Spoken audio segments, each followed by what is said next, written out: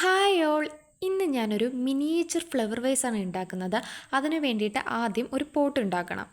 അതിനായി ബേസായിട്ട് ഒരു റൗണ്ട് ഷേപ്പിൽ ഇതുപോലെ കളർ പേപ്പർ ചുറ്റിക്കൊടുത്ത് ഫെവിക്കോൾ വെച്ച് നല്ലവണ്ണം ഒട്ടിക്കുക. പിന്നെ പോട്ടിൻ്റെ ടോപ്പിലായിട്ട് ആ ഒരു ഷേപ്പ് കിട്ടാൻ വേണ്ടിയിട്ട് ഇതുപോലെ മറ്റൊരു കളർ എടുത്ത് ഇതുപോലെ ചുറ്റിക്കൊടുത്ത് ഫെവിക്കോൾ വെച്ച് നല്ലവണ്ണം ഒട്ടിച്ചു കൊടുക്കുക. ഇതിനുള്ളിലേക്ക് വെക്കാൻ വേണ്ടിയിട്ട് നമുക്ക് കുറച്ച് ഗ്രാസ് ഉണ്ടാക്കാം. ആ ഗ്രാസിനായിട്ട് ഇതുപോലെ നമ്മുടെ കളർ പേപ്പർ ഇതുപോലെ ഒട്ടിച്ചു കൊടുക്കണം. ഗ്രാസ് ഉണ്ടാക്കിയതിന് ശേഷം നമുക്കിനി കുറച്ച് ഹേർട്ട് ഷേപ്പ് ഫ്ലവേഴ്സ് ഉണ്ടാക്കാം.